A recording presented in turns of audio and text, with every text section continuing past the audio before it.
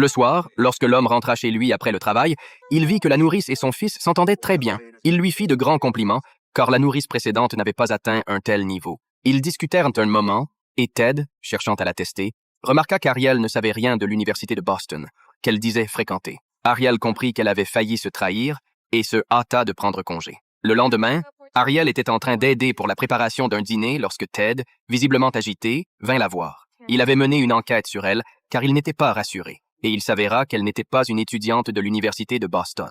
Ariel, avec beaucoup d'émotion, expliqua qu'elle avait été admise, mais qu'elle n'avait pas pu y aller, car elle devait travailler pour financer les études de son frère cadet. Elle fit ses valises, prête à partir, mais cette tactique, consistant à menacer de partir, fonctionna. Ted la retint en lui demandant de rester et de continuer à s'occuper de son fils, lui promettant que ce serait la dernière fois. Ce jour-là, Ariel alla chercher le garçon à l'école.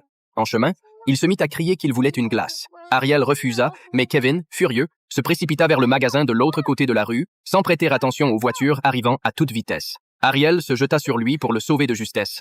Après cet incident, la tante d'Evans, furieuse, voulut renvoyer Ariel, estimant qu'elle n'avait pas bien surveillé l'enfant. Ted, cependant, pensa qu'il valait mieux lui donner une nouvelle chance. C'est alors que Sylvia, toujours arrogante, intervint en faveur d'Ariel. Elle affirma avoir vu de ses propres yeux Kevin se libérer de l'emprise d'Ariel, avant de courir sur la route sans prendre garde aux voitures. Selon elle, il ne fallait pas considérer cela comme une négligence de la part de la nourrice. Le témoignage de Sylvia sauva le poste d'Ariel. Le soir, Ariel alla remercier Sylvia, mais cette dernière lui expliqua que son aide avait une condition. Sylvia, en effet, était la tante de la mère de Kevin. Elle suspectait que la mort de sa nièce, la mère de Kevin, avait été suspecte. Après sa mort, le seul héritier était Kevin, et son père Ted allait hériter de presque 100 millions de dollars. Le seul souhait de Sylvia était que Ariel surveille de près Ted pour découvrir s'il cachait quelque chose. Ainsi, Ariel se retrouva avec une nouvelle mission.